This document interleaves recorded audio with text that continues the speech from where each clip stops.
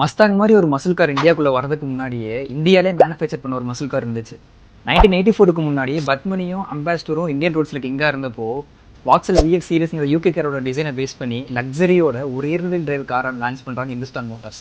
இந்த HM காண்டஸா road ப்ரெசன்ஸில் Royal, டிசைனில் pure muscle, interior luxury, இந்த மாதிரி சொல்லிக்கிட்டே போகலாம். 1980ஸ்லேயே ஃபேக்ட்ரியஸை கொடுத்த ஒரே இந்தியன் கார் இந்த ஹெச்எம் காண்டஸா மட்டும்தான். அதோட லாங்கர் பானட், ஷார்ப் டிசைன்ஸ் அந்த காரை பார்க்க வச்சுட்டே இருக்கும்.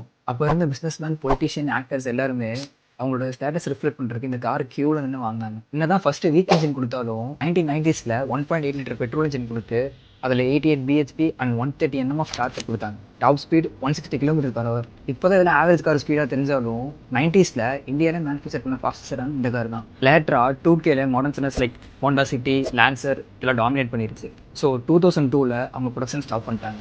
ஒரு விண்டேஜ் வில்லன் வைப்புக்கு பர்ஃபெக்டாக சூட் ஆகிற காரு காண்டஸா தான். இப்போ இருக்க சம் ஆஃப் த கார் என்தூசியஸ்ட்லாம் தேடி தேடி இந்த காரை வாங்கி மாடிஃபிகேஷன் பண்ணி யூஸ் பண்ணிட்டு இருக்காங்க. அதுக்கு காரணம் அதோட டிசைன் மட்டும்தான். Pure muscle. ஒரு பிளாக் சூட் போட்டு ஒரு பிளாக் காண்டஸால வந்து இறங்குனா எப்படி இருக்கும்னு இமேஜின் பண்ணி பார்த்துக்கோங்க. இந்த காரை பற்றின தாட்ஸை கமெண்ட் பண்ணுங்க. இந்த வீடியோ பிடிச்சிருந்தா மறக்காம லைக் பண்ணிக்கோங்க. இதே மாதிரி இன்ட்ரெஸ்டிங்கான கார் கனெக்ஷன் நம்ம சேனலை மறக்காம சப்ஸ்கிரைப் பண்ணிக்கோங்க.